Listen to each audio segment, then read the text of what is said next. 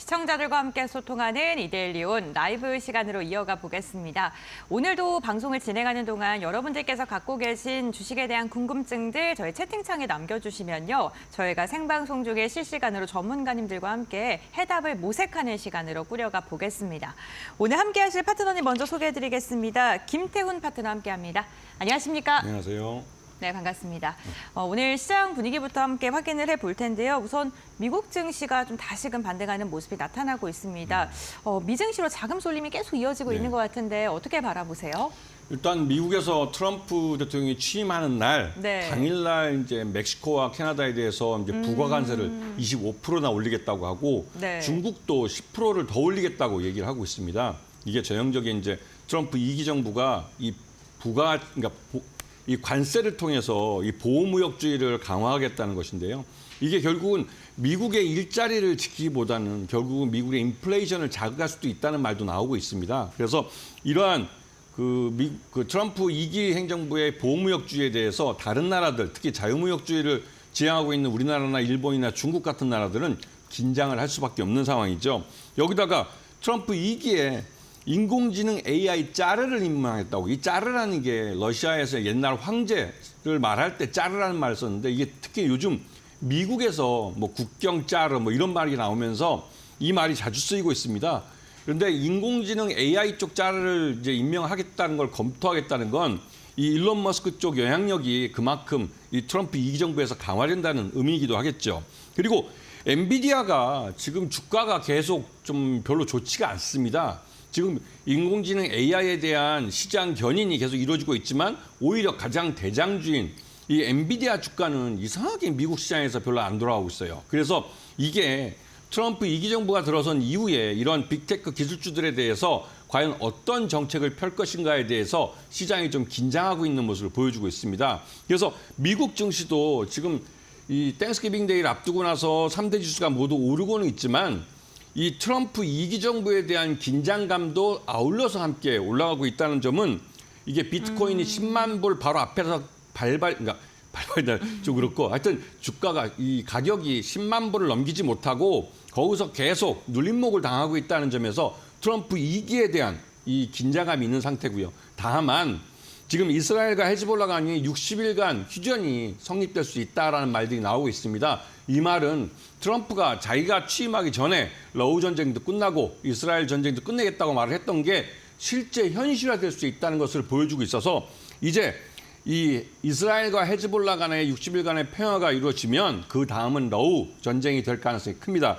그렇기 때문에 이러한 미국에서 트럼프 2기가 들어섰을 때의 그 변화 그리고 이번 땡스기빙 연휴가 지나고 나면 이런 부분이 더 강화될 텐데요. 이러한 부분을 감안을 하시면서 미국 시장의 변화에 대해서 우리 시장도 거기에 대응을 좀 하실 줄 아셔야 될 것 같습니다. 네, 트럼프 2기 탄생을 앞두고 여진이 좀 지속되고 있는 상황입니다. 이와 함께 이스라엘과 헤즈볼라에 대한 이야기, 또 북한과 이야기 등 국내 증시에 영향을 줄 만한 대외적인 이슈가 참 많은 오늘인데요. 그렇다면 국내 증시에 영향을 줄 만한 이슈와 함께 우리 시장도 한번 체크를 해보도록 하겠습니다. 역시나 트럼프 2기를 좀 더 자세히 확인해 봐야 될 텐데 우리 시장에 어떠한 영향을 미칠까요? 오늘 새벽에 나온 뉴스인데요. 트럼프 측에서 이 김정일과 직접 대화를 하겠다는 말이 나왔습니다. 그러면 말 그대로 이 한반도 문제에 있어서 우리나라가 패싱이 되고 이 트럼프와 김정일이 북미 정상회담을 김정은이 직접 하겠다는 것이 되는데요.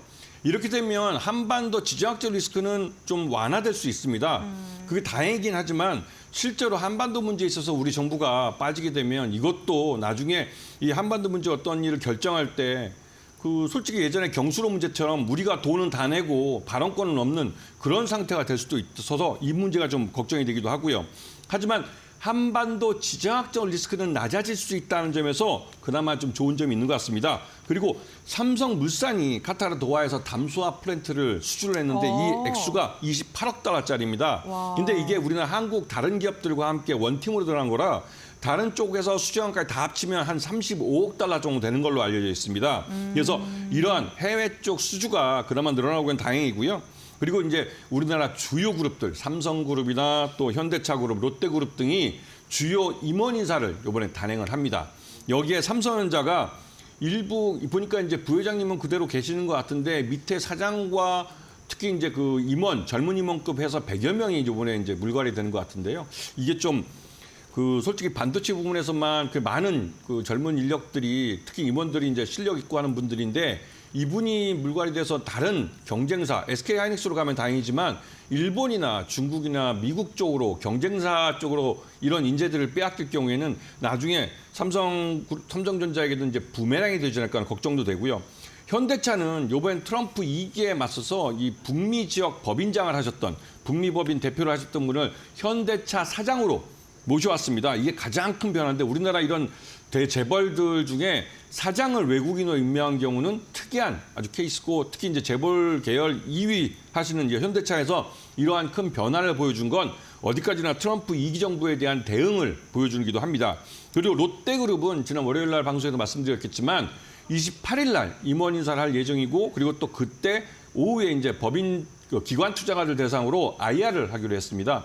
전체적으로 롯데그룹은 유동성을 확보하기 위해서 구조조정에 들어갈 것이고 여기에 따라서 그 호텔 쪽과 이 백화점 쪽에서 일부 매출이 적은 쪽 그런 쪽을 이제 매각을 해서 유동화를 하려고 즉 현금을 많이 마련하려고 합니다. 근데 문제는 롯데그룹은 롯데케미칼이라는 쪽에서 이제 문제가 난 것이라 케미칼이 확실히 구조조정하는 모습을 보여줘야 됩니다. 그리고 요번에 상법 개정안이 국회 법사위에서 논란이 되는데요. 이게 이제 상법 개정안 중 가장 중요한 건 이사 충실의 의무입니다. 그런데 이게 이사의 그 충실 의무가 어디까지느냐. 기존에는 이 회사에 대해서만 충실을 하면 됐다라고 했지만 이번에는 그 범위를 넓혀서 일반 주주들에게도 책임을 져야 한다는 쪽으로 하려고 합니다. 그래서 이 법 개정이 되면 이 주주들은 이 이사들에게 이 주주의 이익을 침해하는 회사의 그 결정에 대해서 소송을 할 수가 있습니다. 그런 문제 때문에 이사들이 맹목적으로 오너 일가에 충성할 수만은 없는 그런 상황이 벌어질 수도 있는 것이죠. 그래서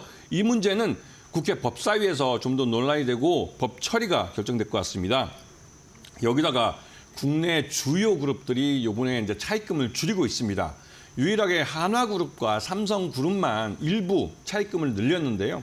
한화그룹 같은 경우는 무기 수출 때문에 이게 차입금을 늘릴 수밖에 없는 그런 상황이었고 삼성은 늘릴 필요가 없어 보이는데도 조금 늘어났습니다. 그런 부분은 뭐 다른 이유가 있겠죠. 그 외에 LG나 SK나 특히 SK그룹 같은 경우는 올 연초까지만 해도 이 차입금 때문에 굉장히 그 말들이 많았었는데 요번에 1조 원 넘게 차입금을 줄였습니다. 그러면서 적극적으로 줄이고 있고 LG그룹도 마찬가지고요. 그다음에 HD 현대나 다른 삼성 다른 그룹들도 이 주요 이 차입금들을 줄이면서 이 내년도에 대한 그 리스크를 해지하려고 노력하고 있는 모습을 보여주고 있습니다. 전반적으로 지금 국내 경기가 좋지 않다고 판단을 하고 있기 때문에 우리 투자가들도 거기에 맞춰서 포트폴리오를 정리할 필요가 있어 보입니다. 네, 알겠습니다. 삼성전자의 임원단에 대한 이야기가 나왔죠. 우선 투톱 체제를 유임한다라는 이야기가 나왔는데 아무래도 이재용 회장의 사법 리스크가 아직은 또 존재하기 때문에 좀 안정적인 것을 그래도 좀 선택을 한 것 같아 보입니다. 오늘 특징 섹터와 종목에 대한 이야기도 한번 나눠볼 텐데요. 저희가 뭐 이스라엘 얘기도 했고요. 네, 방산주들의 하락세가 심상치가 않은 상황입니다. 이 부분 한번 짚어볼까요? 네. 그 방산주들은 지난번부터 계속 말씀을 드렸지만 이 무기 수출하는 데는 이 구조라는 게 스트럭처라는 게 있습니다. 기본적으로 우리가 그 중동에 이 오일머니를 많이 갖고 있는 나라에 팔 때는 현금을 다 받습니다. 하지만 그 외에 폴란드처럼 현금이 부족한 나라에는 우리나라 그 수출입은행이나 이런 쪽에서 대출, 저리에 차관을 주면서 수출을 하고 있습니다. 그런데 그렇게 해서 무기 수출을 늘리는 것은 한계가 있죠. 왜?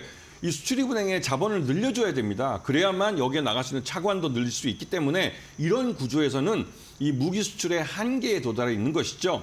그렇기 때문에 지금 무기 수출, 기본적으로 우리가 있던 한화, 에어로스페이스나 이런 현대 로템 이런 데서 하는 수출은 어느 정도 한계에 도달한 상태입니다.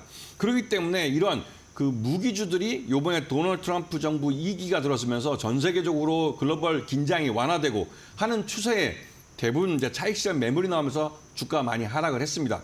대신에 일론 머스크가 F-35 전투기에 대해서 이게 굉장히 좀 조롱 섞인 말을 했습니다. 그러면서 실제로 이 무인기나 드론 쪽에 대한 투자를 늘려야 한다는 말을 했고 실제로 이 트럼프 2기 정부에서 일론 머스크의 발언권이 있기 때문에 이러한 부분 때문에도 이 드론 관련주들이 굉장히 강한 모습을 보이고 있습니다.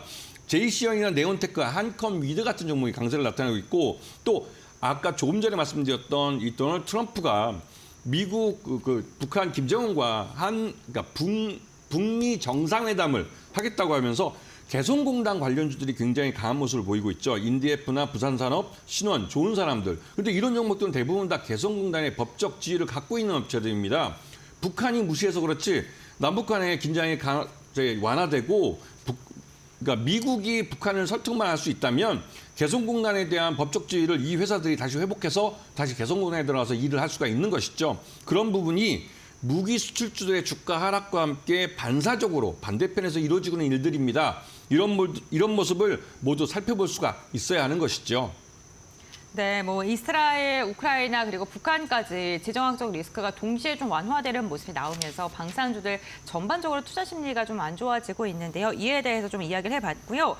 다음으로 살펴볼 게 최근에 항공주들이 심상치가 않습니다. 네. 뭐 연장성상에서 보게 된다면 이렇게 지정학적 리스크가 완화되게 되면 유가도 하락하게 되고 그렇죠. 그렇게 되면 당연히 항공주들한테 좋을 수밖에 없을 것 같은데 또 어떠한 투자 포인트 있을까요? 항공주들이 요즘 잘 나가는 것은 네. 이 중국 쪽 항로가 더 넓어질 수 있고 중국까지는 우리나라에서 비행기로 홍콩이 3시간 반이고 네. 그 남쪽으로 해봤자 4시간이면 갈 수 있는 편도로 그렇게 갈 수 있습니다. 그래서 일본도 한 2시간 반, 도쿄까지 2시간 반인데요. 이 가까운 거리에 갈 수 있는 도시들이 많아지면서 관광 수요가 늘 수가 있는 것이죠. 네. 당연히 이 저비용 항공사를 중심으로 해서 주가가 그러니까 실적이 좋아질 수밖에 없는 상황입니다. 이런 면을 잘 봐주셔야 되고 특히나 이 조 바이든 정부에서 트럼프 정부 들어서기 전에 이 대한항공과 아시아나항공의 합병을 승인해 줄 것이다라는 말들이 나오고 있습니다. 이럴 경우에는 이 말 그대로 우리나라의 가장 큰 국적기가 통합 국적기가 등장하게 되고 이 대한항공과 아시아나 각각이 갖고 있는 저비용 항공사 즉 진에어와 에어부산 간의 합병 얘기가 또 나올 수밖에 없죠. 그래서 진에어와 에어부산이 합병에 대한 기대감도 주가에 반영되고 있는 그런 모습이기도 하고요. 전반적으로 이 중동 긴장이 완화되면서 말씀하신 대로 그 국제 유가가 안정화를 되고 그런 면에서 이 유류 할증도 감소할 가능성이 크고 그러면 그에 따라서 여행 수요가 늘어날 수 있는 것입니다. 그렇기 때문에 이런 부분을 잘 봐주셔야 되는 것이고요. 특히 아시아나 IDT 같은 경우는 이 대한항공과 아시아나항공 통합항공사의 이 발권을 이 아시아나 IDT가 모두 맡을 가능성이 크기 때문에 전반적으로 아시아나 IDT의 실적은 앞으로 좋아질 수밖에 없고 이거를 주가가 먼저 선반영한 겁니다. 그 예전부터 아시아나 IDT는 이 둘 간의 통합이 이루어진다면 묻지도 따지도 말고 가장 먼저 편입해야 될 그런 종목이라고 말씀을 드렸던 것이고요. 특히 이제 중국이 무비자를 우리나라 30일로 연장해 주면서 우리나라 관광객들을 적극적으로 받아들이고 여러 가지 유화책을 내놓고 있습니다. 이런 것들이 항공주들에게는 모두 수익으로 돌아갈 수 있는 긍정적인 호재성 재료가 되고 있는 것이죠. 네, 알겠습니다. 최근 아시아나와 대한항공의 합병 이슈가 지속적으로 거론되고 있는데 항공주 전반적으로 괜찮은 부분이다라고 이야기해 주셨고 우크라이나 재건 관련 이슈도 조금 더 자세히 들여다보도록 하겠습니다. 결국에는 점점 더 좀 완화되는 네. 그런 이야기들 나오고 있는데 어떻게 바라보세요?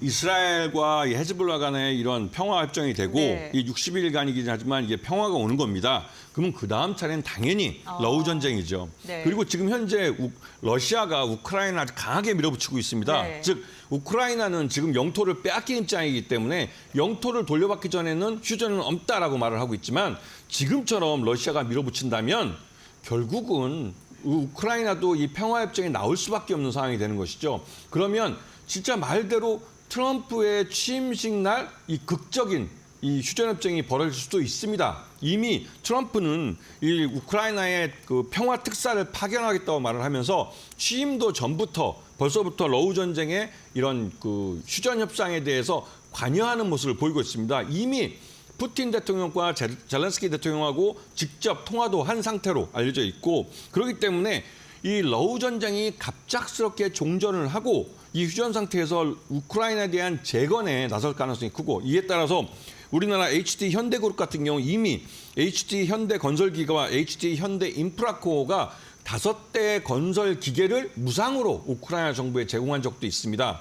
그리고 대동같이 농기계를 만드는 업체 같은 경우는 이 우크라이나 농기계 수입상에게 약 한 300억 원 정도의 규모의 트랙터 수출 계약을 맺은 상태입니다. 그리고 이 우크라이나는 농업지대가 굉장히 넓게 있기 때문에 이 농업에 대한 농기계에 대한 수요도 많은데요. 여기다가 이제 대동과 대동기어가 진출할 수 있는 가능성이 높아졌기 때문에 우크라이나 재건 관련주 전반에 걸쳐서 시장에서 관심이 많아지고 있습니다. 이 부분은 아직 우크라이나 전쟁이 끝나지도 않았는데도 불구하고 투자자들이 관심이 많아지고 있다는 건 앞으로 그쪽으로 갈 것이라는 걸 예고하고 있기 때문에 그런 것이죠. 네, 알겠습니다. 우크라이나 재건 관련 기업들도 눈여겨보면 좋겠다라고 이야기해 주셨고요. 오늘 전반적으로 보게 된다면 지정학적 리스크와 연동돼서 움직이는 종목들, 등락이 나타나는 종목군들을 중심으로 해서 이야기를 하고 있는데 그중에도 최근에 주목받고 있는 게 엔터주. 또 빼놓을 수 없을 것 같습니다. 중국과 관계가 개선된다면 수혜를 분명히 받을 것 같은데 엔터주들 투자 포인트도 짚어볼까요? 네, 그 엔터주 얘기를 하면 네. 한알령 해제를 많이 말씀하십니다. 맞아요. 이게 중국 사드 보복 때문에 한 거니까 벌써 기간으로 따져도 한 7년, 8년 됐죠. 와, 벌써 그렇게 됐어요. 네. 그리고 작년부터 해서 중국이 한국 드라마를 그 TV에 방영을 하게 해주고 또 한국 영화가 작년에 한 편이 공개가 됐습니다. 그러니까 개봉을 했습니다. 중국 시장에서. 그러면서 이게 한알령이 완전히 해제되는 게 아니라 서서히 완화되면서 우리나라 이 엔터주들이, 엔터 회사들이 중국에서 사업을 할 수 있는 기회를 가지게 되는 겁니다. 그래서 특히나 우리나라 JYP나 YG엔터, SM 같은 이런 그 엔터주들은 이 중국에서 공연을 한번 하면 그 수익이 어마어마합니다. 거기다가 여기 아티스트들이 중국에서 광고를 찍게 되면 광고 한 편당 진짜 한 100억 원 정도를 벌어올 만큼 중국 시장이 어마어마하죠. 물론 중국 소비 시장이 줄어서 예전만큼 그렇게 광고 수익이 발생할지는 모르겠지만 우리나라 이 엔터주들이 중국에서 사업을 할 수 있는 기회를 가진다는 것, 이게 굉장히 큰 기회로 다가오고 있고 우리 기업들에게도 유리한 그런 환경이 만들어지고 있는 측면에서 관심을 갖고 보셔야 되는 겁니다. 네, 알겠습니다. 이렇게 엔터주들의 투자 포인트 이야기 나눠봤습니다. 오늘 뭐 지정학적 리스크, 그러니까 방산부터 시작해서 여러 가지 이야기들 좀 나눠봤는데 그렇다면 이 가운데 오늘의 공약주를 품고 있는 섹터도 궁금하고 오늘의 공약주 어떤 걸까요? 네. 오늘의 공약주는 마지막에 말씀드렸던 이 엔터주와 연장선상에 있는 건데요. 네. 우리나라 드라마나 영화를 보면 우리나라 여성들이 그 운동을 할 때 입는 옷들이 있습니다. 네. 이게 이제 그 전 세계적으로도 이런 그 애슬레저라고 해가지고 스포츠와 생활에 함께 입는 옷들이 유행을 하고 있는데요. 대표적으로 우리나라에서는 브랜드 엑스 코퍼레이션에서 잭스 믹스라는 회사입니다. 브랜드가 좀 어렵긴 한데요. 이 브랜드 엑스 코퍼레이션 회사가 그동안 이 주주들에 대한 그 주주 환원도 잘해주고 나름대로 주가 관리를 잘해서 13,000원 정도까지 올라가기도 했습니다. 하지만 그 이후에 이 최대주주 부부간에, 최대주주가 부부입니다. 부부간의 이혼 문제가 불거지면서 경영권에 대한 불확실성, 이 부분이 주가를 끌어내려 버렸죠. 그래서 이 13,000원에서 6,000원대까지 반토막이 난 상태입니다. 그런데 최근 들어서 이 부부간에 1년 전에 이혼한 부부간의 경영권 분쟁이 발생할 가능성이 크고 특히 남편분이 최대주주였었는데 이분이 전체 지분의 30% 정도를 갖고 있고 부인이 실질적으로 이 잭스키스를 만들고 키워온 걸로 알려져 있는데 그분이 이제 지금 현재 경영권을 갖고 있어요. 잭스미스. 이게 어렵습니다. 근데 이 실질적으로 지금 경영을 하고 있는 상황입니다. 그래서 이 둘 간의 경영권 분쟁이 발생할 수 있는 가능성이 커지고 그에 따라서 이 경영권 불확실성 때문에 주가가 흘러내렸는데 이제는 반대로 그 경영권 분쟁 때문에 주가가 다시 한번 시장에서 관심을 받는 그런 종목이 됐습니다. 그런데 이 브랜드 엑스 코퍼레이션이 국내뿐만 아니라 해외에서 특히 이제 최근에 상하이나 북경이나 이런 대도시에 진출하면서 꽤 좋은 호응을 받고 있고 일본에서도 이미 그 진출해서 좋은 이 호응을 받고 있습니다. 그러면서 해외 실적이 점점 좋아지고 있는 그런 상황이기 때문에 브랜드 엑스 코퍼레이션은 우리나라 엔터주를 K 이 드라마나 이런 K 무비의 영향으로 해외에서 나름대로 인식을 많이 좋게 한 그런 케이스라고 할 수 있는 것이죠. 그래서 이 브랜드 엑스 코퍼레이션은 지금 현재 보시게 되면 그 매수가를 한 6,500원 정도, 지금 현재 가격보다는 좀 높이 잡으면서 그 사이에서 6,000원부터 6,500원부터 분할해서 매수를 하시고